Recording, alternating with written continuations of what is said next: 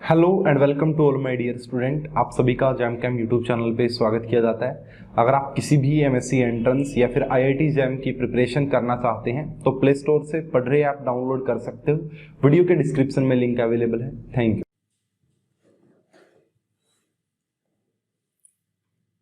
Hello and welcome to all my dear students. आप सभी बच्चों को गुड इवनिंग मेरी तरफ से, और आप सभी बच्चों का बहुत बहुत स्वागत किया जाता है। तो हम बात कर रहे हैं स्टीरियो केमिस्ट्री की। तो स्टीरियो केमिस्ट्री में भी हम बात कर रहे थे ज्योमेट्रिकल आइसोमर की।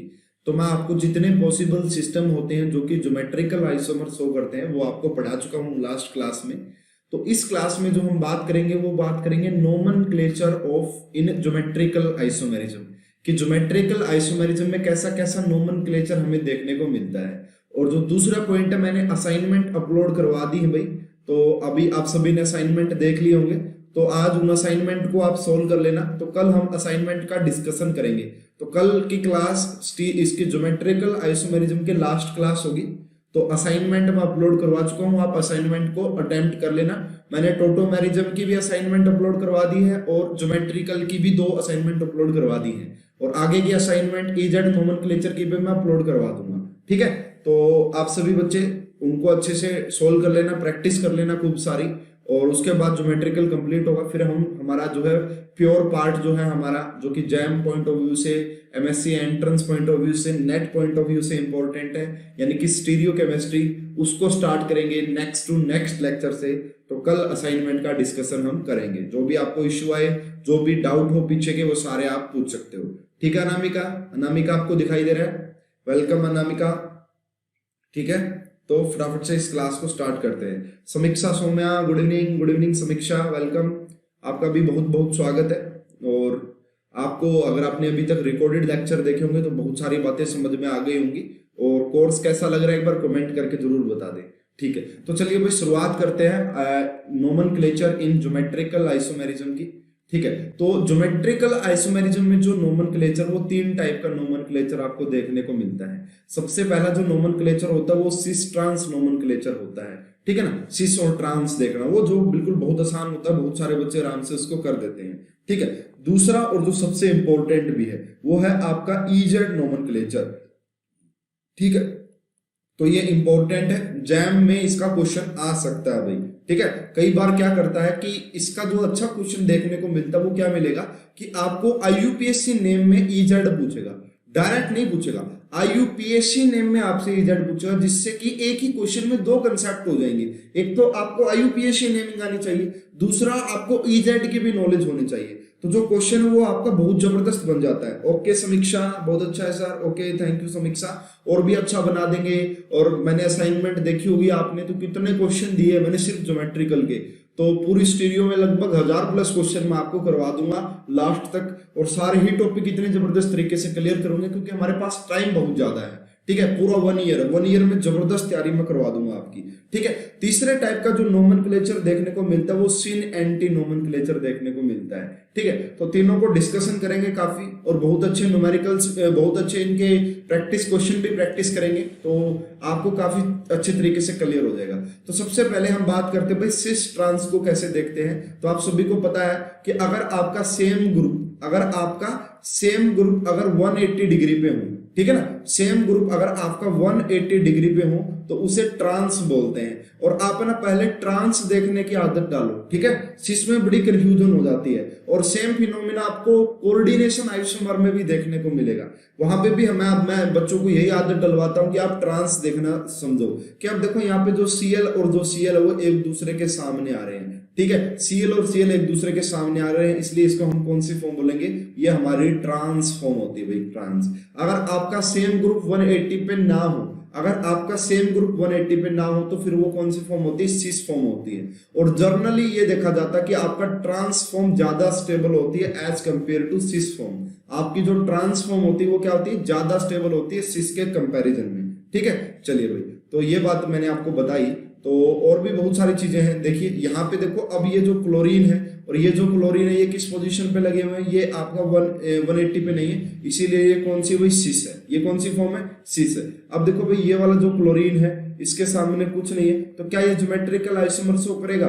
तो ये तो ज्योमेट्रिकल आइसोमर ही शो नहीं करेगा भाई, ठीक है ना, समझ पा रहे हो? क्यों नहीं करेगा ज्योमेट्रिकल आइसोमर? क्योंकि देखो डबल बॉन्ड के जो एक साइड है वो Cl और Cl हो गए, तो नो Gi, यहाँ पे तो कोई Gi ही नहीं होगा। अगर यहाँ पे कोई ज्योमेट्रिकल आइसोमेरिज्म ही पॉसिबल नहीं है तो फिर सिस ट्रांस हम बता ही नहीं सकते हैं, क्योंकि सिस ट्रांस भी वहीं पे तो देखने को मिलेगा ना जहां पे Gi शो कर रहे होंगे, ठीक है। उसके बाद देखो भाई नेक्स्ट वाला जो एग्जांपल है, अब देखो भाई इस कार्बन को अगर आप देखोगे तो यहाँ पे ऑक्सीजन लगा हुआ है और इस कार्बन के अपोजिट यानी कि 180 डिग्री पे ऑक्सीजन ऑक्सीजन वाले ग्रुप लगे हुए हैं। तो इसका मतलब ये वाली कौन सी फॉर्म है, यानी कि ऑक्सीजन ऑक्सीजन 180 पे है, तो ये कौन सी फॉर्म है भाई? आपका ट्रांसफॉर्म है। ये कौन सी फॉर्म आपका? ट्रांसफॉर्म है। अब देखो भाई क्या ये वाला सिस्टम इसकी सिस होगा या ट्रांस होगा? बताना भाई बच्चे कमेंट करके कि ये सिस होगा या ट्रांस होगा। तो देखो जब तक तुम बताओगे तो मैं आगे का कुछ डिस्कस कर लेता हूँ, क्योंकि कमेंट तुम्हारा थोड़ा सा लेट दिखाई देगा मुझे, ठीक है। बताओ भाई ये सिस होगा या ट्रांस होगा, है ना, ये वाला इंपॉर्टेंट है। मैं देखता हूँ कितने बच्चे इसको करेक्ट बताते हैं, चलो इंतजार ही कर लेता हूँ मैं। ये सिस होगा या ट्रांस होगा? फटाफट से बताइए भाई, सिस होगा या ट्रांस होगा, बताओ फटाफट से। देखते हैं कितने बच्चे सही बताएंगे इसको। देखिए भाई अब आपने देख लिया हुआ, तो देखो भाई बहुत सारे बच्चों ने बोला हुआ जी Cl 180 डिग्री पे लगे हुए हैं, ये तो जी ट्रांस होना चाहिए। बट भाई ये है आपका एलीन सिस्टम। कैसा सिस्टम है? एलीन सिस्टम। और एलीन सिस्टम में कैसे बॉन्ड आए हुए हैं? Even number of double bond. कैसे हैं? Even number of double bond. तो क्या ये कोई सिस ट्रांस शो करेगा क्या? अरे भाई ये तो Gi ही शो नहीं करेगा, ये नहीं समीक्षा ट्रांस नहीं होगा। यही तो गलती करते हैं बच्चे, इसीलिए मैंने आपसे पूछा जानबूझ के। ट्रांस दोनों ने ही गलत बोला है, समीक्षा ने और अनामिका ने दोनों ही गलत बोला है, और मैंने जानबूझ के इसीलिए तो पूछा था। ये कोई आइसोमर ही शो नहीं करेगा भाई। ये देखो एलीन सिस्टम है, और मैंने आपको लास्ट क्लास में या इससे लास्ट क्लास में पहले ही पढ़ाया था कि अगर एलीन सिस्टम में डबल बॉन्ड इवन हो तो वहां पे ज्योमेट्रिकल ही पॉसिबल नहीं होता है। अगर ज्योमेट्रिकल ही नहीं होगा तो इजेड कहां से आएगा या फिर सिस ट्रांस कहां से आएगा? No cis trans, no E Z, कुछ भी नहीं है ये, है ना। यही तो एग्जामिनर यही करता है। इन्हीं क्वेश्चन को बोला जाता है आपका जो है कंफ्यूजिंग क्वेश्चन। भाई बच्चे क्या आते हैं? Tricky question. This is your tricky question. तो इंपॉर्टेंट है भाई, इस एग्जाम्पल को नोट कर लेना। बहुत बच्चे गलतियां करते हैं ऐसे। समझ पाए? समीक्षा और अनामिका दोनों समझ में आ गए? आपको मिस्टेक कर दी थी आपने बहुत बड़ी, ठीक है। चलिए भाई, तो ये कुछ मैंने आपको सिस ट्रांस की कहानी बताई। अब थोड़ा सा सिस ट्रांस के बारे में एक दो बातें और बता देता हूं, और उसके बाद फिर हम इजेड नोमेनक्लेचर पे काफी अच्छे से चलेंगे और बहुत सारे क्वेश्चन की प्रैक्टिस भी करेंगे। तो देखो भाई, अगर मैं ये बात करूं तो ये हमारी कौन सी फॉर्म दिख रही है आपको? ट्रांस फॉर्म दिख रही है। और ये वाली कौन सी फॉर्म दिख रही है आपको? ये बेसिकली कौन सा है भाई? ठीक है, तो ये आपका जो है ट्रांस 2 ब्यूटीन है। क्या बोलते हैं इसे? Trans 2 butene. ये क्या होता है आपका? Cis 2 butene, cis 2 butene. तो हमें पता है कि यहाँ पे जो डाइपोल मूवमेंट होती है वो 0 के इक्वल होती है, ठीक है। यस, ओके नामिका, वेरी गुड, है ना। समीक्षा आप भी बोलो, आपको भी समझ में आ गया। तो देखो भाई, डाइपोल मूवमेंट किसकी ज्यादा होती है? सिस फॉर्म की या ट्रांस फॉर्म की? तो बिल्कुल आप बोलोगे जी सिस फॉर्म की डाइपोल मूवमेंट ज्यादा होती है, क्योंकि वहां पे डाइपोल मूवमेंट 0 के इक्वल नहीं होती है। अब एक पॉइंट नोट कर लेना, ऐसे क्वेश्चन कई बार एंट्रेंस में देखने को मिलते हैं। भाई एमएसक्यू टाइप में बना के दे देगा तो बड़ी कंफ्यूजन हो जाती है बच्चों को। तो ये पॉइंट मेरा नोट कर लेना कि dipole movement is directly proportional to boiling point. जितनी ज्यादा डाइपोल मूवमेंट होगी उतनी ज्यादा क्या रही होगी? वहां पे बॉइलिंग पॉइंट रहे होंगे। तो बॉइलिंग पॉइंट किसके ज्यादा होते हैं भाई? ट्रांस के या सिस के? तो डाइपोल मूवमेंट किसकी ज्यादा होती है? सिस की। तो इसीलिए आपके सिस के बॉइलिंग पॉइंट भी ज्यादा होते हैं। तो जो बॉइलिंग पॉइंट, यहाँ पे ज्योमेट्रिकल आइसोमर की बात कर रहा हूँ, एल्कीन सिस्टम की बात कर रहा हूँ, यहाँ पे जो आपका बॉइलिंग पॉइंट है वो डाइपोल मूवमेंट पे डिपेंड करता है, और डाइपोल मूवमेंट सिस की नॉट इक्वल टू 0 होती है, ट्रांस की इक्वल टू 0 होती है। इसलिए आपका सिस के डाइपोल मूवमेंट बॉइलिंग पॉइंट ज्यादा होता है।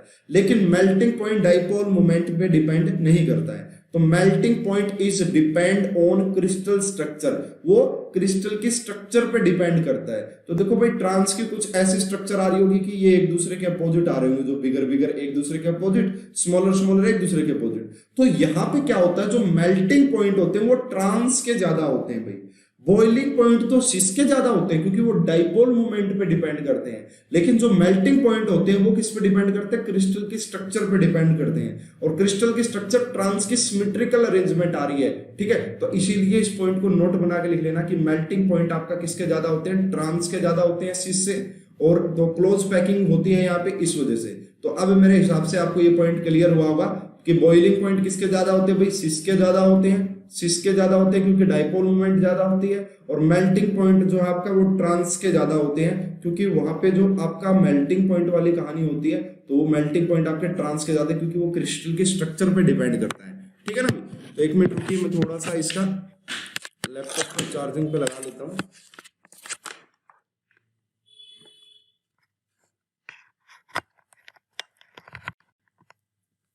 ठीक है भाई, नेक्स्ट क्वेश्चन देखिए भाई। यहाँ पे अब आपको यहाँ पे बताना मेल्टिंग और बॉइलिंग पॉइंट। तो ये कौन सी फॉर्म नजर आ रही है भाई, यहाँ पे देखो Cl और Cl एक दूसरे के 180 पे नहीं है तो सिस फॉर्म है। तो अगर आपसे डाइपोल मोमेंट पूछे तो सिस के ज्यादा होगी, तो बॉइलिंग पॉइंट भी किसके ज्यादा होंगे भाई, सिस वाले के। लेकिन मेल्टिंग पॉइंट किसके ज्यादा होंगे, ट्रांस वाले के। तो आप समझ पाए मेरी बात को, सिस ट्रांस की कहानी क्लियर हो गई आप सभी को। ये होती है भाई सिस ट्रांस की आपकी कहानी। ठीक है, तो मेरे हिसाब से क्लियर हुआ होगा। तो अब देखो भाई ये कौन सी फॉर्म नजर आ रही है, सिस फॉर्म नजर आ रही है, ये ट्रांस फॉर्म नजर आ रही है। तो डाइपोल मोमेंट सिस के ज्यादा हुई, बॉइलिंग पॉइंट भी सिस के, एंड मेल्टिंग पॉइंट आपके ट्रांस के ज्यादा होते हैं। ठीक है, अब कैलकुलेशन ऑफ जीआई की बात मैंने लास्ट क्लास में भी की थी। अब मैं आता हूँ ईजेड नोमेनक्लेचर पे भाई। किसके ऊपर आता हूँ, सेकंड जो हमारा जो नोमेनक्लेचर है, ठीक है, सेकंड जो हमारा नोमेनक्लेचर वो सेकंड नोमेनक्लेचर पे आते हैं, ईजेड नोमेनक्लेचर। ठीक है भाई, तो EEZ and E and Z nomenclature. तो पहली बात तो इन दोनों का मतलब क्या होता है, इन दोनों लेटर का, इसका मतलब होता है भाई एंटीजन। इसे क्या बोलते हैं, एंटीजन बोला जाता है। ये दो साइंटिस्ट के ही नाम थे, इसे एंटीजन के नाम से जाना जाता है और इसे जूसमन के नाम से जाना जाता है भाई, जूसमन। ठीक है, तो ये दोनों ईजेड नोमेनक्लेचर होता है। तो पहले तो भाई देखो ईजेड नोमेनक्लेचर के लिए आपको सीआईपी रूल आना चाहिए। क्या आना चाहिए, सीआईपी रूल। ये तीन साइड ये आपको सेम काम आएगा जब मैं आपको आरएस कॉन्फ़िगरेशन करवाऊंगा। ठीक है, तो CIP rule are very very important for EZ nomenclature and also very important for your RS configuration. RS configuration के लिए भी काफी ज्यादा इंपॉर्टेंट होता है तुम्हारा सीआईपी रूल। ये तीन साइंटिस्ट के नाम के ऊपर बना भाई, चेंग, एनलॉन्ग्ड एंड प्रीलॉग। तो ये तीन साइंटिस्ट हैं, इन्होंने कुछ रूल दिए थे, तो उन रूल को फटाफट से मैं आपको बता देता हूँ। सबसे पहला इन्होंने बोला था कि इसमें है ना प्रायोरिटी देनी होती है। हमें क्या देनी मिलती है भाई, प्रायोरिटी देनी मिलती है। अब मान लीजिए कि मुझे अनामिका और समीक्षा में से प्रायोरिटी देनी हो, तो मैं किस ऑर्डर में प्रायोरिटी दूंगा, मैं इस ऑर्डर में प्रायोरिटी, मान लो एक ये रूल बनाए गए हैं। देखो पहली बात तो ये रूल बनाए हैं साइंटिस्ट ने बैठ के आराम से कि ऐसा कुछ होना चाहिए। ठीक है, अब मैं मान लो मेरे को स्टूडेंट्स की प्रायोरिटी बनानी है, तो मैं प्रायोरिटी कई तरीके से बना सकता हूँ। एक तो मैं ये तरीका रख सकता हूँ भाई, अल्फाबेटिकल ऑर्डर से मैं प्रायोरिटी बनाऊंगा। दूसरा मैं ये रख सकता हूँ कि मैं जो टेस्ट में हाईएस्ट मार्क आएंगे उसके हिसाब से प्रायोरिटी बनाऊंगा। तो काफी तरीके होते हैं प्रायोरिटी बनाने के। तो यहाँ पे प्रायोरिटी देनी होती है भाई, फर्स्ट प्रायोरिटी किसको देंगे, सेकंड प्रायोरिटी किसको देंगे, थर्ड प्रायोरिटी किसको देंगे, इस तरीके से। तो सबसे पहला प्रायोरिटी आपको उनको देनी होती है हाईएस्ट एटॉमिक नंबर। किसको, आपको हाईएस्ट एटॉमिक नंबर को फर्स्ट प्रायोरिटी देनी होती है भाई। ठीक है ना, सेम रूल वहां पे भी लगेंगे आरएस में। तो हाईएस्ट एटॉमिक नंबर को आपको फर्स्ट प्रायोरिटी देनी है, हाईएस्ट एटॉमिक नंबर को फर्स्ट प्रायोरिटी देनी है। इसके कुछ एग्जांपल्स भी मैं आपको लिखवा देता हूँ। फॉर एग्जांपल मान लीजिए कि ये वाला जो हमारा सिस्टम है, मान लो यहाँ पे फ्लोरीन लगा हुआ है, यहाँ पे क्लोरीन लगा हुआ है, यहाँ पे ब्रोमीन लगा हुआ है और यहाँ पे आयोडीन लगा हुआ है। तो है ना, इसमें तो हम क्या करेंगे भाई, देखो इन दोनों में से प्रायोरिटी देनी है आपको। पहले है ना, देखो इस डबल बॉन्ड के दोनों जगह अलग अलग प्रायोरिटी देंगे। ईजेड में ऐसा होता है, आरएस में तो चारों को एक तरीके से देते हैं। ठीक है, तो यहाँ पे आप प्रायोरिटी देनी फर्स्ट और सेकंड, इनमें से कौन होगा। तो देखो भाई बताओ मुझे, फ्लोरीन और क्लोरीन में से किसका एटॉमिक नंबर ज्यादा होता है, क्लोरीन का। तो फर्स्ट प्रायोरिटी इसको देंगे और उसके बाद सेकंड प्रायोरिटी इसको देंगे। इन दोनों में से देखो भाई Br और आयोडीन में से किसका एटॉमिक नंबर ज्यादा होता है, तो आयोडीन का ज्यादा होता है, तो फर्स्ट प्रायोरिटी इसको देंगे और सेकंड प्रायोरिटी इसको देंगे। तो पहली जो प्रायोरिटी का ऑर्डर होता है वो होता है हाईएस्ट एटॉमिक नंबर। अब आपका ऐसा भी हो सकता है कि देखो आइसोटोप आपने सुना होगा, तो फर्स्ट का ही सेकंड पार्ट में आपको लिखवा रहा हूँ, फर्स्ट का ही सेकंड पार्ट में आपको लिखवा रहा हूँ। अगर आपका एटॉमिक नंबर सेम हो जाता है, अगर वो आइसोटोप है, क्या है भाई, अगर वो आइसोटोप्स हैं, तो उसमें क्या कि जिसका हाइयर मास होगा उसको प्रायोरिटी देते हैं, जिसका हाइयर मास होगा। इसका मतलब क्या भाई, मैं समझा देता हूँ। देखो इसका मतलब क्या होता है, इसका मतलब ये है कि आपका कार्बन कार्बन डबल बॉन्ड है। मान लो यहाँ पे तो आपका फ्लोरीन और क्लोरीन आ गया और यहाँ पे आपका ड्यूटेरियम एंड आपका हाइड्रोजन आ गया। अब आप ये बात कहोगे जी यहाँ पे तो दोनों का एटॉमिक नंबर सेम है, अब किसको प्रायोरिटी दे। तो देखो इन दोनों में से तो कोई दिक्कत ही नहीं है कि क्लोरीन का एटॉमिक नंबर ज्यादा, इसको देंगे, ये रहा। अब इन दोनों का एटॉमिक नंबर तो 1 है, फिर किसको प्रायोरिटी देंगे, तो फिर उसको प्रायोरिटी दी जाती है जिसका मास ज्यादा होता है, जिसका मास ज्यादा होता है। तो इन दोनों में से किसका मास ज्यादा होता है, इसको, तो इसको फर्स्ट प्रायोरिटी देंगे और सेकंड प्रायोरिटी इसको देंगे। ये आइसोटोप के केस में मैंने बताया, क्योंकि आइसोटोप के केस में क्या होता है, आपका एटॉमिक नंबर सेम होता है, तो वहां पे फिर आपका मास को देख के प्रायोरिटी दी जाती है। ठीक है भाई, समझ में आ रहा है सभी बच्चों को। उसके बाद देखिए, अगर तीसरा पॉइंट यहाँ पे, पहला पॉइंट तो ये था कि हाईएस्ट एटॉमिक नंबर, उसके बाद अगर आपका एटॉमिक नंबर सेम हो, आपका एटॉमिक नंबर सेम हो, तो फिर आपको जो प्रायोरिटी देनी है वो एटॉमिक मास को देनी है। किसको देनी है भाई, आपका एटॉमिक मास को प्रायोरिटी देनी है। अच्छा भाई, एक चीज और मैं आपको बता देता हूँ, देखो इसको थोड़ा सा मैं कुछ इस तरीके से समझा देता हूँ। देखिए इसको मैं कुछ इस तरीके से समझा देता हूँ, एक एग्जांपल मैं ले लेता हूँ यहाँ पे, ताकि आपको क्लियर हो जाए। मान लीजिए यहाँ पे मेरा CH2 आ गया, यहाँ पे भी मेरा CH2 आ गया, है ना, मान लीजिए CH2 आ गया, यहाँ पे भी मेरा मान लो फ्लोरीन और क्लोरीन आ गया, ठीक है ना, यहाँ पे फ्लोरीन क्लोरीन, यहाँ पे CH2। अब इसके साथ फ्लोरीन लगाओ और इसके साथ क्लोरीन लगाओ, तो देखो इनमें से, इन दोनों में से तो कोई प्रॉब्लम ही नहीं है, हमें आराम से प्रायोरिटी दे देंगे। इसका एटॉमिक नंबर ज्यादा तो इसे फर्स्ट प्रायोरिटी, इसे सेकंड प्रायोरिटी।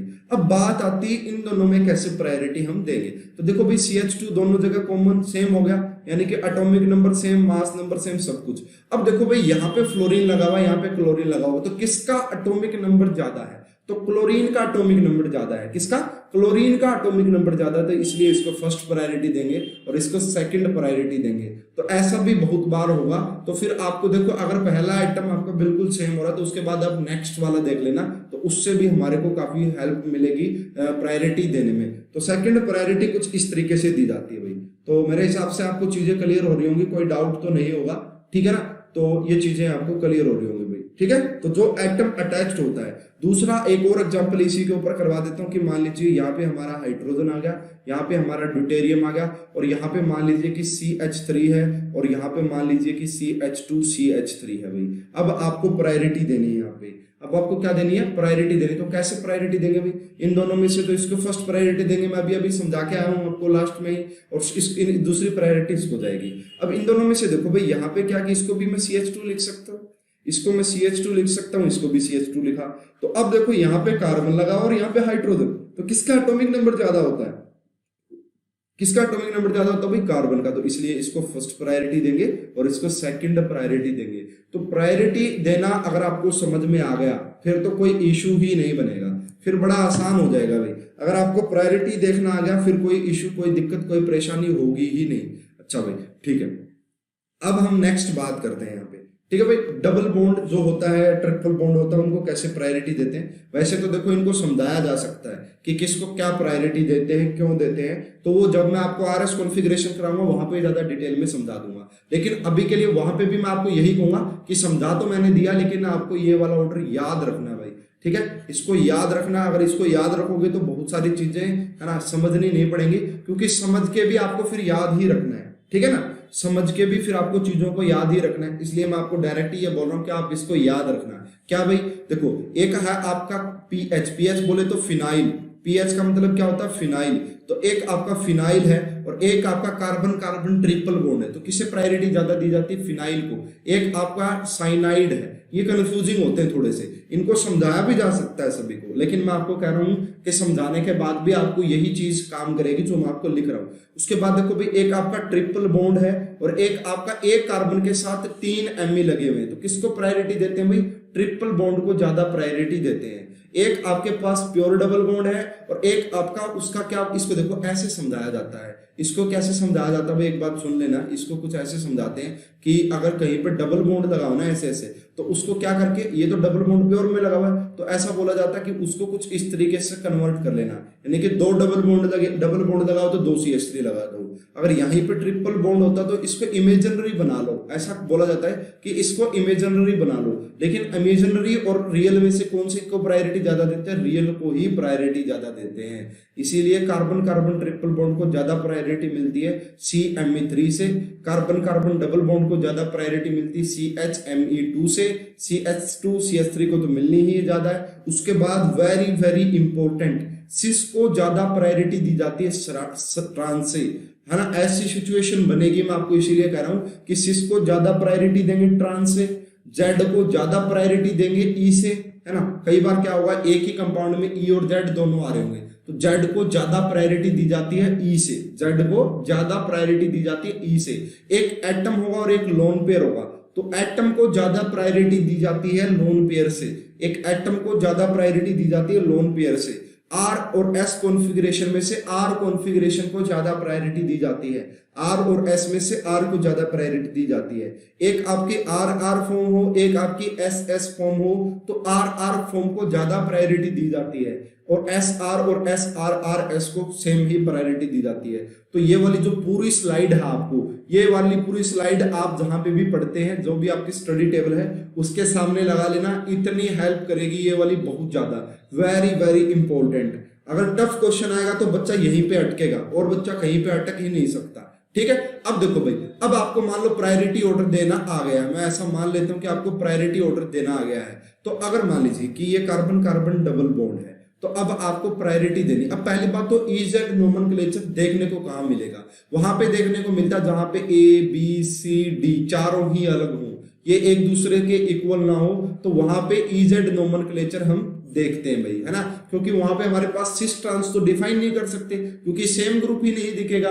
है ना। अगर सेम ग्रुप ही नहीं दिखेगा तो फिर हम वहां पे इजेड नोमेनक्लेचर की हेल्प लेते हैं। अब आपकी जो प्रायोरिटी है, आप देखो इन दोनों में से प्रायोरिटी दोगे, इन दोनों में से एक को प्रायोरिटी दोगे और इन दोनों में से दोगे। अगर आपका 1 प्रायोरिटी के सामने 1 आ जाएगा, 1 के सामने 1 आ जाए और 2 के सामने 2 आ जाए, 1 के सामने 1 आ जाए और 2 के सामने 2 आ जाए, तो उसको बोलेंगे ई एंटीजन, उसको क्या बोलेंगे, ई फॉर्म बोलेंगे भाई। कौन सा नोमेनक्लेचर बोलेंगे उसे, ई फॉर्म।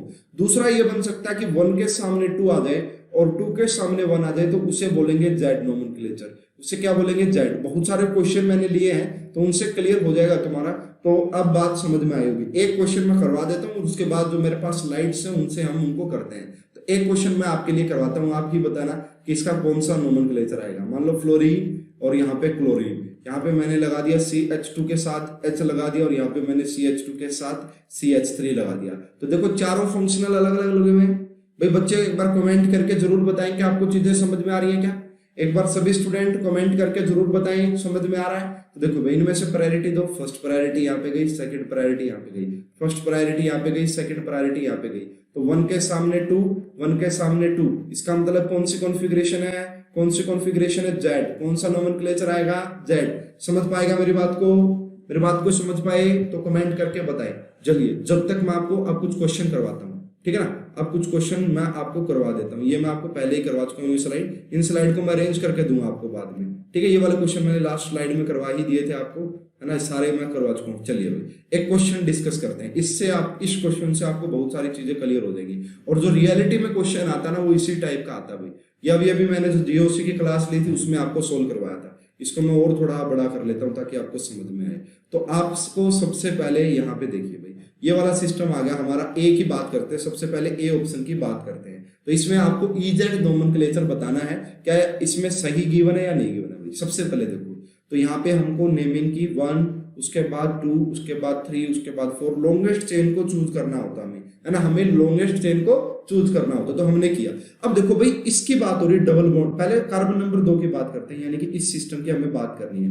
अगर आप चाहो तो इसको उठा के अलग भी रख सकते हो, है ना, मतलब कि आपकी थोड़ा सा आपको एक बार आराम से समझ में आ जाए, तो इसलिए मैं इसको अलग करके आपको दिखा रहा हूँ ताकि आपको एक बार समझ में आ जाए कहानी। तो क्या मैं इतना लिख सकता हूँ, है तो ये आगे और भी बहुत बड़ा, लेकिन मैं मेरे हिसाब से एक बार इतना लिखूं तो आपको क्लियर हो जाएगा पॉइंट। अब देखो भाई, मुझे पहले क्या देना पड़ेगा, मुझे पहले प्रायोरिटी देनी पड़ेगी। देखो भाई, हाइड्रोजन और कार्बन में से किसको प्रायोरिटी पहले दोगे, एटॉमिक नंबर को। कार्बन का ज्यादा होता है, फर्स्ट प्रायोरिटी कार्बन को गई, सेकंड प्रायोरिटी हाइड्रोजन को गई, ठीक है भाई। कमेंट नहीं आ रहे तुम्हारे भाई, समझ में नहीं आ रहा क्या तुम्हें, कमेंट करके बताएं, कमेंट करके बताओ भाई, ठीक है। चलिए, ठीक है ना। अब देखो भाई, अब क्या जाएगा, अब देखो इन दोनों में से प्रायोरिटी देनी है। तो ये कार्बन कार्बन डबल बॉन्ड है और ये डबल बॉन्ड जैसा है, बल्कि डबल बॉन्ड भी नहीं, क्योंकि इसको तो डबल बॉन्ड दिखाओगे तो यानी कि इसको फर्स्ट प्रायोरिटी जाएगी, इसको सेकंड प्रायोरिटी जाएगी। 1 के सामने 1, 2 के सामने 2, 1 के सामने 1, 2 के सामने 2। अगर ऐसा होता तो कौन सा नोमेनक्लेचर था, ई। कौन सा नोमेनक्लेचर था, ई। मैंने आपको समझाया था कि 1 के सामने 1 आ जाए, 2 के सामने 2 आ जाए तो ई नोमेनक्लेचर। तो 2 का ई लिखा हुआ बिल्कुल सही है, बिल्कुल करेक्ट है, बिल्कुल जी, कोई प्रॉब्लम नहीं है। उसके बाद 4 वाले पे आ जाते हैं। उसके बाद सब समझ आ रहा है अच्छे से? ओके समीक्षा, वेरी गुड। देखो भाई ये वाला हाइड्रोजन है, यहाँ पे अगर कुछ नहीं तो हाइड्रोजन, और यहाँ पे एक CH3 है और एक आपका इथाइल है। अभी अभी मैंने समझाया था कि यहाँ पे CH2 के साथ CH3 लगा हुआ है और यहाँ पे CH2 के साथ हाइड्रोजन लगा हुआ है, तो किसको प्रायोरिटी दोगे? फर्स्ट प्रायोरिटी इथाइल को जाएगी, सेकंड प्रायोरिटी मिथाइल को जाएगी, फर्स्ट इथाइल को। अब देखो ये तो हाइड्रोजन और ये तो कार्बन है, तो फर्स्ट प्रायोरिटी कार्बन को जाएगी, सेकंड प्रायोरिटी हाइड्रोजन को जाएगी। 1 के सामने 1, 2 के सामने 2, यानी कि यहाँ पे जो लिखा हुआ है ना ये बिल्कुल करेक्ट लिखा हुआ है, बिल्कुल करेक्ट लिखा हुआ है, यानी कि 2 का E आएगा एंड 4 का भी E आएगा। बोलो भाई समझ में आया आप सभी बच्चों को? क्लियर हुआ? अभी तो मैं बहुत सारे एग्जांपल करवाऊंगा आपको, एकदम क्रिस्टल क्लियर कर दूंगा EZ नोमेनक्लेचर, कभी भी दिक्कत आएगी ही नहीं तुम्हें। चलो भाई नेक्स्ट की बात करते हैं कि जो नेक्स्ट है उस एग्जांपल के ऊपर फोकस करते हैं। तो देखो भाई 1, 2 इन्होंने बोला कि 2 का Z और 4 का E, क्या ये करेक्ट है या इनकरेक्ट है? हम देख लेते हैं। सबसे पहले देखो भाई इन दोनों में से प्रायोरिटी देनी है, एक पीएच और एक मिथाइल है, किसको फर्स्ट प्रायोरिटी मिलती है भाई? पीएच को मिलेगी ऑफ कोर्स, मैंने आपको पूरी टेबल लिखवाई तो वहां पे पीएच को मिलेगी फर्स्ट प्रायोरिटी। सेकंड कार्बन है भाई तो इसको प्रायोरिटी मिलेगी। इन दोनों में से किसको प्रायोरिटी मिलेगी? देखो एक कार्बन और एक हाइड्रोजन, तो बिल्कुल फर्स्ट को प्रायोरिटी यहाँ पे और सेकंड को प्रायोरिटी यहाँ पे। तो 1 के सामने क्या आ गया भाई? 2, 1 के सामने 2 आ गया, इसका मतलब 2 का Z बिल्कुल करेक्ट है, 2 का Z बिल्कुल करेक्ट है। 4 की बात करते हैं 4।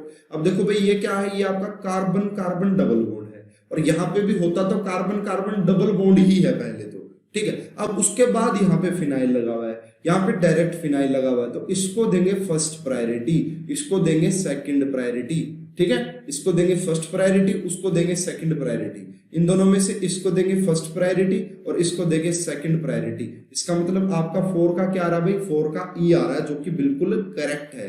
4 का E भी बिल्कुल करेक्ट आ रहा है भाई, इसलिए हमने क्या किया यहाँ पे? 4 का E किया भाई, 4 का E यानी कि ये वाला भी बिल्कुल सही है। लेकिन हमसे तो इनकरेक्ट ऑर्डर पूछा था, तो आइए इनकरेक्ट वाले की बात करते हैं, इसकी C की बात करते हैं। तो देखो भाई 1 का Z आएगा, क्या ये वाला है 1? देखो अब देखो यहाँ पे क्या है भाई? यहाँ पे भी ये बेंजीन लगी हुई है। अब इसके नजदीक लगा हुआ OCH3 और यहाँ से दूर लगा हुआ OCH3, तो इसको ज्यादा प्रायोरिटी मिलेगी क्योंकि नजदीक लगा हुआ। तो फर्स्ट प्रायोरिटी इसको गई, सेकंड प्रायोरिटी इसको गई। अब ये सिर्फ CH3 है, ये आपका कार्बन के साथ और भी पूरी बड़ी चेन लगी हुई है और कार्बन लगा हुआ है, ठीक है। तो इसको जाएगी फर्स्ट प्रायोरिटी, इसको जाएगी सेकंड प्रायोरिटी। तो 1 के सामने 1 आ रहा है, तो इसका मतलब 1 का Z नहीं आना चाहिए था, 1 का तो E आना चाहिए था भाई। 1 का क्या आना चाहिए था? 1 का E आना चाहिए था, न कि Z, ठीक है। अब बात करते हैं इन दोनों में से। तो फर्स्ट प्रायोरिटी जाएगी इसको, ऊपर वाले को, पूरे सिस्टम को। सेकंड प्रायोरिटी जाएगी इसको, इसमें फर्स्ट प्रायोरिटी जाएगी इसको और सेकंड प्रायोरिटी जाएगी इसको, यानी कि 3 का Z बिल्कुल करेक्ट है, यानी कि ये आना चाहिए था, लेकिन क्वेश्चन वाले ने कुछ अलग बना के दिया था, इसलिए C हमारा करेक्ट आंसर होगा। क्योंकि हमसे पूछा था, हमसे ये पूछा था कि कौन सी स्ट्रक्चर नॉट करेक्ट है ना, नॉट करेक्ट। MSQ टाइप का क्वेश्चन था भाई, ये MSQ टाइप का। तो जैम में ऐसा क्वेश्चन पूछा जा सकता है आप सभी बच्चों से, ठीक है, क्योंकि MSQ में पूछ लेते हैं कई बार। तो C आपका इस हिसाब से करेक्ट आंसर है, लेकिन वैसे ये करेक्ट नहीं था। अब चलो भाई बात करते हैं, ये रहा आपका सेकंड। तो सेकंड की बात करते हैं भाई, तो यहाँ पे कुछ नहीं तो हाइड्रोजन होगा, तो फर्स्ट प्रायोरिटी इसको गई, सेकंड प्रायोरिटी इसको गई, ठीक है। उसके बाद इन दोनों में से किसको जाएगी? ये आपका सिंपल बॉन्ड है, यहाँ पे डबल बॉन्ड, तो डबल बॉन्ड को ज्यादा प्रायोरिटी मिलती है, तो फर्स्ट प्रायोरिटी यहाँ पे गई और सेकंड प्रायोरिटी यहाँ पे गई। 1 के सामने 1, 2 के सामने 2, तो 2E बिल्कुल करेक्ट है, तो 2 तो E होगा, बिल्कुल करेक्ट है, कोई भी आपको दुविधा, कोई प्रॉब्लम नहीं हुई होगी। अब बात करते हैं 4 की। तो 4 में देखो भाई फर्स्ट प्रायोरिटी कहाँ पे जाएगी? फर्स्ट प्रायोरिटी अब नीचे आ रही है, फर्स्ट प्रायोरिटी कहाँ पे आ रही है? नीचे, और सेकंड प्रायोरिटी कहाँ पे आ रही है? ऊपर। अब यहाँ पे फर्स्ट प्रायोरिटी कहाँ आ रही है? ऊपर, और सेकंड प्रायोरिटी कहाँ आ रही है? नीचे, है ना। फर्स्ट प्रायोरिटी, एक मिनट रुक जाओ भाई, फोर्थ की बात करनी है।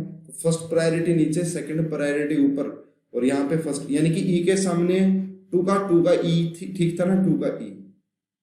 एक मिनट रुको, 1 के सामने, ठीक है भाई, ये भी बिल्कुल करेक्ट है, ये भी आपका क्या भाई? बिल्कुल करेक्ट आएगा।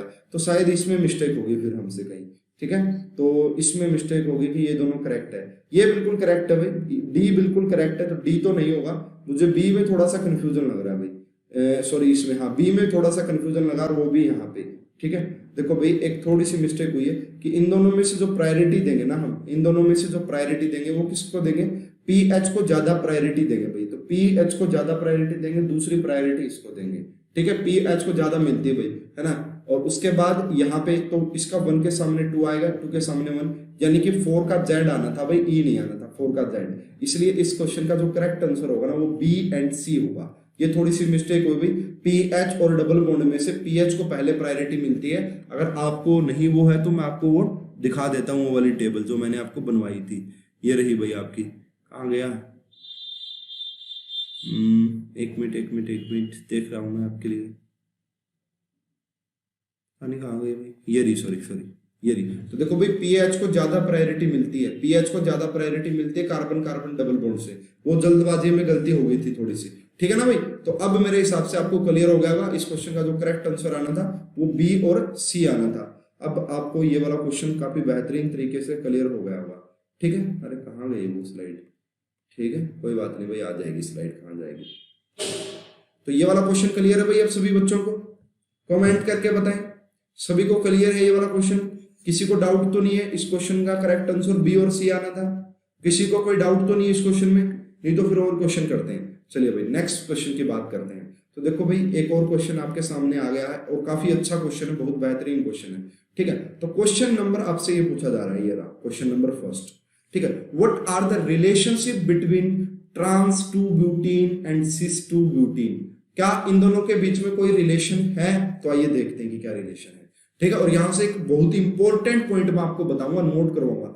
अनरिलेटेड कंपाउंड ऐसा नहीं है भाई ये एक दूसरे से रिलेट करते हैं, ये ऑप्शन गलत है। उसके बाद कॉन्स्टिट्यूशनल आइसोमर, देखिए भाई आपका स्ट्रक्चरल आइसोमर को ही कॉन्स्टिट्यूशनल आइसोमर बोला जाता है, but these are not constitutional isomer, these are stereo isomer, these are geometrical isomer, ठीक है। तो ये ऑप्शन भी नहीं होगा। क्या ये एक दूसरे के इनएंशियोमर है? नहीं भाई, ज्योमेट्रिकल आइसोमर एक दूसरे के इनएंशियोमर नहीं होते। तो इस क्वेश्चन का करेक्ट आंसर डी बनता है। और इस पॉइंट को नोट कर लेना, all geometrical isomer are diastereomer to each other. जो भी दो ज्योमेट्रिकल आइसोमर होते हैं ना वो एक दूसरे के डायस्टीरियोमर्स होते हैं। ऐसा क्यों होता है? क्योंकि डायस्टीरियोमर में क्या होता है, एक पोजीशन तो फिक्स रखते हैं और दूसरी पोजीशन को चेंज कर देते हैं। जब मैं आपको ऑप्टिकल में डायस्टीरियो पर बताऊंगा ना, स्टीरियो में, तो आपको बहुत अच्छे से समझ में आ जाएगा। लेकिन अभी भी मैं आपको यह बात बता रहा हूं कि एक जगह तो आपने सेम रखी अरेंजमेंट, सिर्फ एक जगह चेंज कर दी, तो उनको क्या बोला जाता है कि वो एक दूसरे के डायस्टीरियोमर हैं। तो all geometrical isomer are diastereomer to each other. ये पॉइंट नोट बना के लिख लेना अपना, ठीक है। मेरे हिसाब से वो आपको क्लियर हो गया होगा। तो चलिए नेक्स्ट क्वेश्चन की बात करते हैं। तो नेक्स्ट क्वेश्चन देखते हैं भाई, आपको बताना है यहाँ पे EEZ nomenclature. Question number 2, determine the double bond and stereochemistry EEZ for the flowing compound. देखो भाई प्रायोरिटी दो, फ्लोरीन का एटॉमिक नंबर ज्यादा आता है 1 प्रायोरिटी, इसको देंगे सेकंड प्रायोरिटी, इसको देंगे फर्स्ट प्रायोरिटी, इसको देंगे सेकंड प्रायोरिटी। 1 के सामने 2 आ गया, यानी कि ए तो हमारा जेड है, ए हमारा क्या जेड। अगर ए जेड है तो ए ऑप्शन को और सी ऑप्शन को काट दीजिए, ए और सी को काटिए। उसके बाद देखो इन दोनों में से फर्स्ट प्रायोरिटी फ्लोरीन को, सेकंड प्रायोरिटी हाइड्रोजन को। इन दोनों में से फर्स्ट प्रायोरिटी आयोडीन को, सेकंड प्रायोरिटी ब्रोमीन को। तो 1 के सामने 1 का मतलब ई। तो इस क्वेश्चन का जो करेक्ट आंसर है वो भी डी ही आएगा कि ए जेड होगा एंड बी ई होगा। आप सभी को समझ में आ रहा होगा भाई, ठीक है। नेक्स्ट क्वेश्चन की बात करते हैं। नेक्स्ट क्वेश्चन में आपको IUPAC नेम भी बताना है ना। नेक्स्ट क्वेश्चन में आपको IUPAC नेम भी बताना है। तो देखो भाई इस ऐसे केसेस में सबसे पहले आपको लॉन्गेस्ट चेन को चूज करना पड़ेगा। तो देखो भाई यहां से मैं देख रहा हूं तो डबल बॉन्ड सेकंड पोजीशन पे आ रहा है, यहां से थर्ड पे। तो देखो 1 2 3 4 5 6 एंड 7। तो पहली बात तो 7 मेंबर की रिंग हमने चूज की। उसके बाद देखो भाई दूसरी पोजीशन की बात करते हैं। तो दूसरी पोजीशन के लिए EZ डिफाइन होगा या क्या डिफाइन होगा? तो देखो भाई यहाँ पे 2 आपका है तो आप सिस ट्रांस इसमें डिफाइन कर सकते हैं यहाँ पे है, या EZ भी डिफाइन कर सकते हैं, सिस भी कर सकते हैं, कोई इशू नहीं है, ठीक है। अब देखो भाई अगर हम EZ से कर लेते हैं मान लो एक बार, तो इसको फर्स्ट प्रायोरिटी दोगे, इसको सेकंड प्रायोरिटी, इसको फर्स्ट प्रायोरिटी देंगे, इसको सेकंड प्रायोरिटी देंगे। तो फर्स्ट के सामने सेकंड आ गया, इसका मतलब 2 तो जेड है, 2 जेड है, तो ई को ऑप्शन को एलिमिनेट कर दो भाई, ई ऑप्शन तो होगा ही नहीं। दूसरी बात आप ये भी कह सकते हो कि आप इसे सिस बोल सकते हो, इसे आप क्या बोल सकते हो, सिस बोल सकते हो, ठीक है। तो एक बार हम मान के ले लेते हैं कि सिस है ये हमारा। उसके बाद चलो भाई फोर्थ की बात करते हैं। फोर्थ की तो फोर्थ में क्या आ रहा भाई आपका, देखो अब एच के सामने तो एच नजर आ रहा, आप ट्रांस तो बोल ही बोल सकते हो। उसके बाद देखो फर्स्ट प्रायोरिटी इसको दोगे, सेकंड प्रायोरिटी इसको दोगे, फर्स्ट प्रायोरिटी इसको दोगे, सेकंड प्रायोरिटी इसको दोगे, तो 1 के सामने 2 यानी कि 4 आप जेड भी बोल सकते हैं कि 4 आपका जेड होगा। तो यहाँ पे 4 जेड नहीं दे रखा, 4 जेड नहीं दे रखा, तो ये बी ऑप्शन भी काट दो। ठीक है, तो इसका मतलब ये आपका ट्रांस है, तो इसको बोलो cis trans 2,4 हेप्टाडाइन। cis trans 2,4 heptadine is the correct answer for this question। तो ऐप से ऑप्शन एलिमिनेशन मेथड से भी आप इस क्वेश्चन को कर सकते थे। तो इस क्वेश्चन का जो आसान सा आंसर आना था वो आपका आना था, सॉरी सॉरी सॉरी मैं गलती कर गया, मैंने ही गलती कर दी। एक मिनट गलती कर दी भाई, फिर से सॉरी सॉरी अगेन सॉरी भाई, गलती कर दी। देखो यहाँ पे एक बार इसको मैं दोबारा से रिमूव करता हूँ। देखो फर्स्ट प्रायोरिटी ऊपर जाएगी, सेकंड प्रायोरिटी यहाँ पे जाएगी, फर्स्ट प्रायोरिटी यहाँ पे और सेकंड प्रायोरिटी यहाँ पे 4 ई आएगा भाई, सॉरी 4 ई आएगा। तो 4 ई आएगा तो ये वाला भी पॉसिबल हो सकता है। ठीक है, 4 आएगा तो ये वाला भी पॉसिबल होगा। इसी को हम फिर प्रायोरिटी देंगे भाई, क्यों? क्योंकि अब इसका ये कौन सा भाई, ये आपका जेड है, सॉरी ये आपका ई है और ये आपका जेड पहले ही आ चुका था, तो इसको प्रायोरिटी देंगे। तो भाई फिर बी आंसर आएगा हमारा, है ना। B is the correct answer for this question, B आएगा भाई, B is the correct answer. ठीक है भाई, बी है इसके। सिर्फ ट्रांस वाला भी बोल सकते हो, लेकिन ईजेड नोमेनक्लेचर ज्यादा यूज किया जाता है। ठीक है, ईजेड नोमेनक्लेचर ही यूज करना है ऐसे सिस्टम में। ठीक है, ईजेड नोमेनक्लेचर ही करेक्ट ऑर्डर रहेगा, करेक्ट अरेंजमेंट रहेगी। इस क्वेश्चन का करेक्ट आंसर था बी, सॉरी थोड़ी सी मिस्टेक हुई।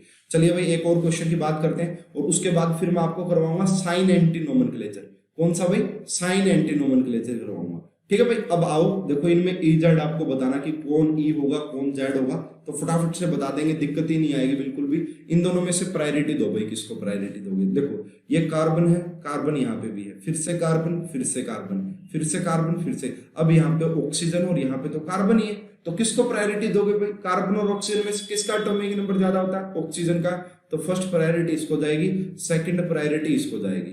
अब देखो भाई यहाँ पे ये भी कार्बन, ये भी कार्बन, फिर से ऑक्सीजन, फिर से ऑक्सीजन, फिर से कार्बन, फिर से कार्बन, फिर से कार्बन, फिर से कार्बन।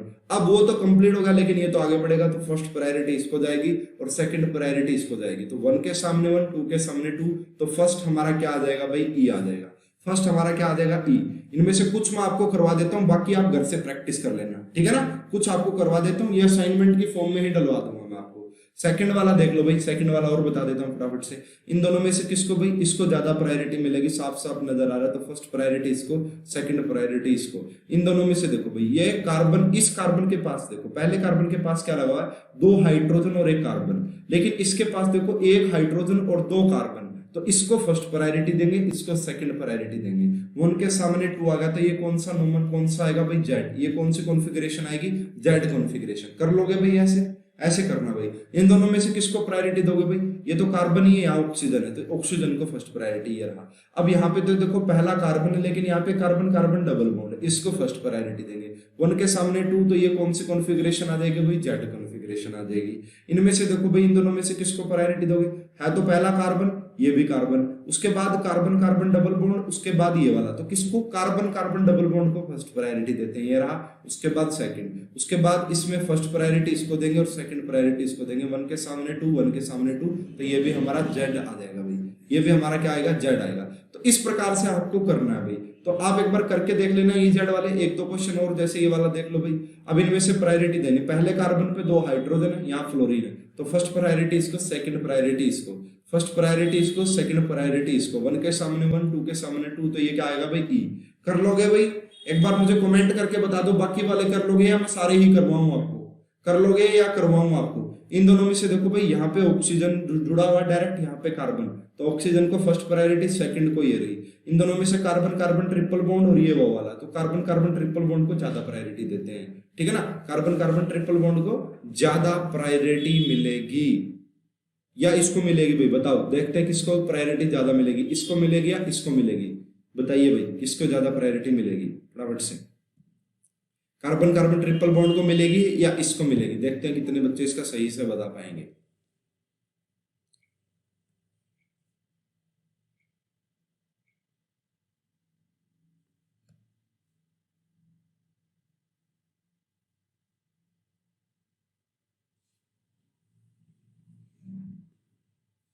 बताइए भाई।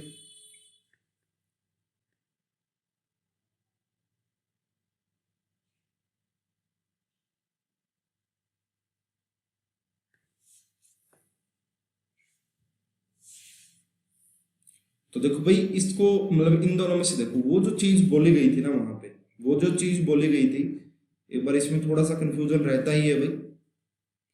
ट्रिपल बॉन्ड को सर कर लेंगे, ओके ओके ठीक है। फिर अगर आप कर लोगे, एक दो और करवा देता हूँ, इसमें बस थोड़ा सा कंफ्यूजन हो सकता है कि इन दोनों में से किसको प्रायोरिटी देंगे। कार्बन कार्बन ट्रिपल बॉन्ड को दे देते हैं एक बार, लेकिन मैं फिर से स्टार लगा रहा हूँ, आपको वो दोबारा से क्लियर करता हूँ कल वो पॉइंट, क्योंकि मुझे इसमें थोड़ा सा डाउट लग रहा है, क्योंकि काफी बार इसको भी प्रायोरिटी देते हैं। वो जो चीज होती है ना कि कार्बन कार्बन ट्रिपल बॉन्ड को कब देते हैं, वो जब देते हैं कि जब उससे बनाया हुआ हो, है ना। तो इसको देखते हैं, लेकिन अभी के लिए एक बार इस कार्बन कार्बन ट्रिपल बॉन्ड को देते हैं और इसको देते हैं। तो ये कौन सी नोमेनक्लेचर आना चाहिए आपको, 1 के सामने 2, तो ये हमारा जेड आना चाहिए। बाकी आप एक बार ट्राई कर लेना भाई घर से, ये मैं असाइनमेंट की फॉर्म में डलवा दूंगा, प्रैक्टिस कर लेना, बस 4 ही मैंने छोड़े हैं। और उसके बाद देखो ये इसलिए मैंने आर एस वाला पढ़ाया था, अब यहाँ पे आपको काम आएगी वो चीज, ठीक है। तो इसको बाकी को प्रैक्टिस कर लेना भाई। अब हम बात करते हैं हमारा जो थर्ड टाइप का नोमेनक्लेचर है उसकी, थर्ड टाइप का जो नोमेनक्लेचर उसकी बात करते हैं। तो वह हमारा सिन और एंटी नोमेनक्लेचर, ठीक है भाई। वो कैसा भाई, आपका सिन और एंटी नोमेनक्लेचर है। तो आइए देखते हैं कि ये कैसे देखा जाता है, सिन और एंटी नोमेनक्लेचर। और पहली बात ये कहां पे आपको देखने को मिलेगा, ईजैड तो मैंने बताया कहां पे देखने को मिलेगा, जहां पे आपके चारों ही ग्रुप कैसे लगे हों, डिफरेंट लगे हों। जैसे कि आपका जो कार्बन कार्बन डबल बॉन्ड के अराउंड चारों ही डिफरेंट फंक्शनल ग्रुप लगे हो, या 3 भी लगे हों तो भी कोई बात नहीं है, 2 भी लगे हों कोई बात नहीं है, जो मतलब ज्योमेट्रिकल आइसोमर्स हो करे। अब सिन एंटी वाला देखने को मिलता है आपको ऑक्जाइम के केस में। जैसे कि मैंने क्या लिया भाई, सी डबल बॉन्ड ओ लिया, है ना, सी डबल बॉन्ड ओ लिया, ये वाला, इसकी रिएक्शन मैंने करवा दी किसके साथ भाई, इसके साथ करवा दी, मान लो ये रहा आपका इसके साथ। तो यहाँ पे जो बनेगा, यहाँ से वाटर निकलेगा और यहाँ से जो सिस्टम आएगा ना, ऐसा सिस्टम, यहाँ पे तो लोन पेयर रहा होगा और यहाँ पे OH रहा होगा। अब क्या बताओ भाई, क्या ये वाला सिस्टम ज्योमेट्रिकल आइसोमर शो करेगा? कमेंट करके बताएं सभी बच्चे कमेंट करके बताओ, क्या ये वाला ज्योमेट्रिकल आइसोमर शो करेगा? तो ये वाला ज्योमेट्रिकल आइसोमर शो नहीं करेगा भाई। क्यों नहीं करेगा? क्योंकि इसके अराउंड 2 हाइड्रोजन सेम हो गए। लेकिन ऐसा हो सकता था कि ये वाला जो हाइड्रोजन हो यहाँ पे और यहाँ पे आपका CH3 हो, ठीक है, उसके बाद डबल बॉन्ड नाइट्रोजन ऑक्सीजन हो। तो इस वाली पोजीशन को जब ऐसी कोई सिचुएशन बने कि लोन पेयर भी हो, OH भी हो और ऐसी कोई सिस्टम, तो वहां पे साइन एंटी डिपेंड होता है। वहां पे आपका ये, इसको हम बोलते हैं क्या होगा नहीं जा रहा हूं, चलो ना, कोई दिक्कत नहीं। तो देखो भाई क्या होगा, अब ये OH और H, अगर OH और H एक दूसरे के अपोजिट है, OH और H अगर एक दूसरे के अपोजिट है, तो इस फॉर्म को बोला जाता है एंटी फॉर्म। कौन सी फॉर्म बोलते हैं भाई इसको? एंटी फॉर्म हम बोलते हैं। तो ये हमारी कौन सी फॉर्म आ जाएगी भाई? फिर H और OH अगर एक दूसरे के अपोजिट है तो उसे एंटी फॉर्म बोलेंगे, एंटी फॉर्म बोलेंगे। अगर H और OH अगर सेम साइड हो, एक साइड हो, ठीक है, अपोजिट ना हो, नो अपोजिट, तो फिर उसे सिन फॉर्म बोला जाता है। जैसे मैं आपको नेक्स्ट स्लाइड में आपको और अच्छे से लिख के बता देता हूँ कि मान लीजिए यहाँ पे आपका CH3 और ये आपका H आ गया, उसके बाद नाइट्रोजन डबल बॉन्ड, यहाँ पे आपका लोन पेयर, ये ऑक्सीजन आया। तो अब OH और H आपका सेम साइड है, एक प्लेन में, तो इसलिए इसको क्या बोलेंगे भाई? इसको हम क्या बोलेंगे कि ये हमारी कौन सी फॉर्म है? ये हमारी फिर है सिन फॉर्म है, सिन फॉर्म। अब ऐसा नहीं हो, हमेशा जरूरी नहीं है कि यहाँ पे हाइड्रोजन। दूसरा, अब ऐसा भी हो सकता है कि मान लीजिए यहाँ पे आपका C2H5 इथाइल हो और यहाँ पे आपका CH3 हो, है ना, और उसके बाद लोन पेयर और उसके बाद आपका OH। तो अब देखो भाई, जब आपका जो हाईएस्ट प्रायोरिटी है, अगर हाईएस्ट प्रायोरिटी के सामने OH आ जाएगा, ठीक है, अगर हाईएस्ट प्रायोरिटी के सामने OH आ जाएगा फिर उसे बोलेंगे, है ना, अगर हाईएस्ट प्रायोरिटी के सामने OH आ जाएगा फिर उसे एंटी फॉर्म बोलेंगे। फिर उसे कैसी फॉर्म बोलेंगे? एंटी फॉर्म बोलेंगे।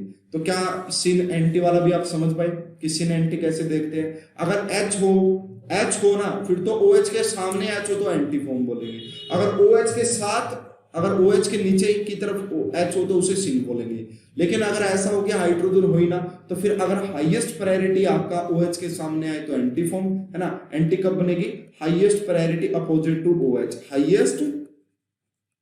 लेकिन वो H के केस में काम नहीं करेगा, बस ये भी बता रहा हूं मैं, हाईएस्ट प्रायोरिटी अगर अपोजिट होगी ना OH के तो फिर काम करेगा। और H और OH वाली कहानी अलग होती है। तो ये हो गया हमारा ज्योमेट्रिकल आइसोमर पूरा कंप्लीट। मैं आपको काफी अच्छे से करवा चुका हूँ हर टाइप का केस। अब नेक्स्ट स्लाइड में जो नेक्स्ट क्लास होगी उसमें मुझे कुछ 2-3 स्पेसिफिक एग्जांपल करवाने हैं। जैसे तुम्हें भी होमवर्क देके जाता हूं मैं, ठीक है। जब हम आएंगे ना नेक्स्ट क्लास में, यानी कि कल, तो कल डिस्कस करेंगे। तो होमवर्क लिख लो तुम्हारा। ये दो क्वेश्चन बहुत बेहतरीन है, पूछे जाते हैं कई बार एग्जाम में, तो इन दोनों क्वेश्चंस की बात करते हैं बस, क्योंकि एक बस ये दो टाइप के क्वेश्चन बचते हैं जो मैंने ज्योमेट्रिकल में नहीं करवाए हैं। ठीक है, तो होमवर्क नोट कर लो फटाफट से आपका। तो होमवर्क तुम्हारा ये है कि आपको बताना है, एक दो क्वेश्चन लिख रहा हूं मैं, ठीक है। How many geometrical isomer, how many geometrical isomer are possible for, भाई कितने ज्योमेट्रिकल आइसोमर होंगे, किसके लिए, किसके लिए, देख लो भाई, ये वाली स्ट्रक्चर है, ध्यान से देख लेना। ठीक है, ये वाली स्ट्रक्चर है, एक ही क्वेश्चन में दोनों बना देता हूं, ये वाला भाई। ठीक है, ए ऑप्शन ये रहा, और बी ऑप्शन जो है आपका कि यहाँ पे 5 मेंबर की रिंग में लगा देता हूँ। ठीक है, 5 मेंबर की, ऐसा मैंने एक क्वेश्चन आपको करवाया था, अगर याद हो तो। मैंने आपको 3, चलो वो भी लिख ही देता हूँ अब। वैसे मैंने वो क्वेश्चन आपको करवाया था, अगर याद हो तो, लास्ट क्लास में ही करवाया था कि यहाँ पे CH3 हो, तो ये आपको बताना भाई। ठीक है, ये आपको तीनों के अंदर आपको बताना कि A, B और C, इन तीनों के अंदर कितने कितने ज्योमेट्रिकल आइसोमर पॉसिबल होंगे। ठीक है भाई, और कोई आपको डाउट हो इस क्लास के रिगार्डिंग तो पूछिए भाई फटाफट से। इस क्लास के रिगार्डिंग या अभी तक कोई डाउट हो किसी भी टॉपिक में, किसी भी क्लास में, तो मुझसे पूछ सकते हैं, नहीं तो फिर इस क्लास को यहीं पे एंड करते हैं। बताओ भाई कोई डाउट है तो। कल असाइनमेंट डिस्कस करेंगे ज्योमेट्रिकल की, और भी मैं असाइनमेंट डलवा देता हूं उसमें ज्योमेट्रिकल की। ठीक है, बोलो भाई, कमेंट करो सभी बच्चे, सभी बच्चे कमेंट करके बताओ कोई दिक्कत है क्या। और ये मैंने तुम्हें होमवर्क दिया बस, ये वाला क्वेश्चन, क्योंकि सिर्फ एक टाइप का क्वेश्चन रहता है जो मैंने नहीं करवाया, बाकी ज्योमेट्रिकल में मैं आपको सब कुछ करवा चुका हूं।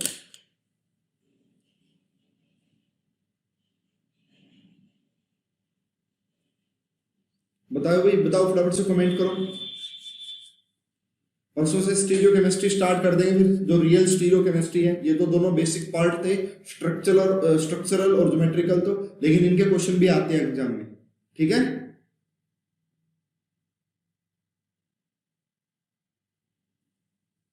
अगर कोई डाउट नहीं है तो लिख दो नो डाउट, अगर कोई डाउट नहीं है तो लिखो नो डाउट, अगर डाउट है तो पूछो फिर। और ये क्वेश्चन बहुत इंपॉर्टेंट क्वेश्चन है, अगर आ गया तो बहुत सारे बच्चे सोल्व नहीं कर पाएंगे, क्योंकि ये क्वेश्चन होता है प्रैक्टिस का क्वेश्चन, आपको पहले करवाया होना चाहिए, जब भी निकलेगा, नहीं तो नहीं निकलेगा। ठीक है, चलिए भाई, आप सभी बच्चों का बहुत बहुत धन्यवाद, थैंक यू। इसकी रिकॉर्डिंग आपको मिल जाएगी वहां पे।